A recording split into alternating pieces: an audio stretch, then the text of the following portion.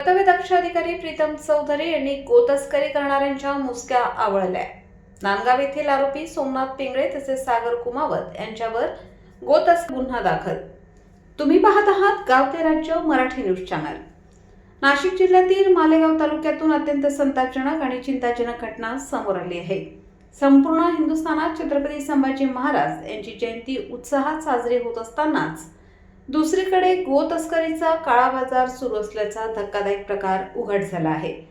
मिळालेल्या माहितीनुसार नांदगाव शहरातील आरोपी सोमनाथ जयराम पिंगळे तसेच बेलदारवाडी येथील सागर लहू कुमावत हे साकुरी जामदरी रोडवरील साकुरी शिवारात वाहन क्रमांक MH41 AU 1810 यामधून जनावरांची वाहतूक करताना नागरिकांच्या तसेच पोलिसांच्या जाळ्यात अडकलेत। वाहनामध्ये काळ्या रंगाची जर्सी गाय तसेच गावठी गायींना अत्यंत क्रूरपणे बांधून कत्तलीसाठी नेले जात असल्याचे आढळून आले आहे। महाराष्ट्रात गोहत्या बंदी कायदा लागू असतानाही जनावरांची अवैधरित्या वाहतूक होत असल्याने परिसरात संतापाची लाट उसळली आहे। या प्रकरणी मालेगाव तालुका पोलीस ठाणे येथे गुन्हा रजिस्टर नंबर 434/2026 अंतर्गत महाराष्ट्र प्राणी संरक्षण अधिनियम तसेच भारतीय प्राणी संरक्षण कायदा 1960च्या विविध कलमान्वये गुन्हा दाखल करण्यात आला आहे।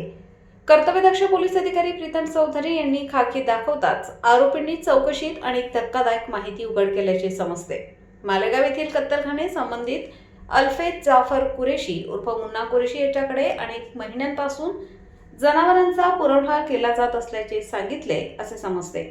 या प्रकरणात आणखी कोणते धागेदोरे समोर येणार, गोतस्करीच्या रॅकेटमध्ये आणखी कोणाचा सहभाग आहे याकडे आता संपूर्ण तालुक्याचे लक्ष लागले आहे। आरोपींना आज मालेगाव न्यायालयात हजर करण्यात आले असल्याचे समजते। संपादक विजय धामणे, नांदगाव, मालेगाव।